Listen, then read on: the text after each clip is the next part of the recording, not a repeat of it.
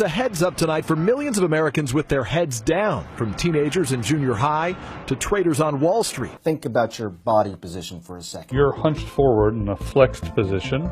It puts extra pressure on the discs in the neck. And when you're hunched over at a 60-degree angle looking at a mobile device, Pressure on discs, pressure on nerves, and a lot of that pain.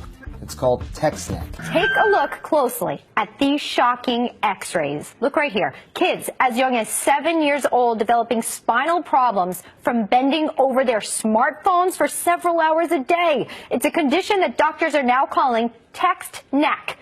The human head weighs about 10 pounds to 12 pounds. Bending it apparently can raise that to the equivalent of 60 pounds on the weight of your neck. For a 7-year-old, that's like carrying around another 7-year-old on his neck. So text necks can cause muscle strain, pinched nerves, herniated discs, headache, anxiety, depression, and even heart rate and blood pressure are affected. So what can we do to prevent this condition in our kids and ourselves? Here with some important tips, Dr. Kelly Starrett, a physical therapy and co-founder of Mobility WOD, author of The Supple Leopard, joins us now at Fox & Friends. Okay, Dr. Kelly Starrett, what are we going to do about text neck? The x-ray, the proof is in it.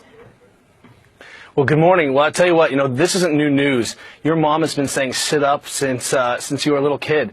The idea, though, is that we don't have a basic set of software to run this mechanical hardware. People are doing this, have been in these positions for a long time. The problem is now this x-ray has literally given us Superman vision, and people are freaking out a little bit. Well, so, I can't get this visual out of my head that you put forward in some research, is that the equivalent of a 7-year-old hanging from a 7-year-old's neck, that's the weight that's on their neck. Obviously, when we see this, every angle that you're looking down creates more weight added to the neck. So what do we do to correct this? You say use the 3-hand rule. What does that mean?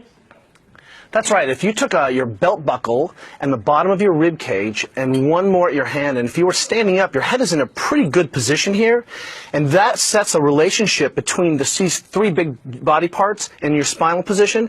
If you sit down and try to maintain that integrity, then all of a sudden you're in a good position. Then when you hold your phone, if you think imagining not trying to violate those relationships, a lot of this problem goes away. Look, technology is not going away for our children. The Kaiser Family Foundation said that kids are spending between 8 and 18 are spending about 7.5 hours a day. We're not going to get technology out. What we have to do is remind our kids that, hey, if you're in this position where the hands are coming together on any one of these landmarks, then what we need to do is remind our kids to get back up.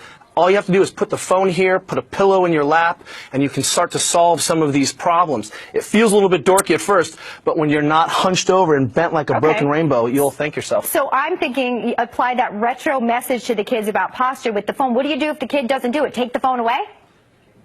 Well, I have 2 daughters, and we're not tech agnostic at our house. What we've done is we said, hey, look, we've taught you guys how to sleep and how to brush your teeth and how to dress yourselves. This is how you inoculate your body against the ill effects of working with the modern world.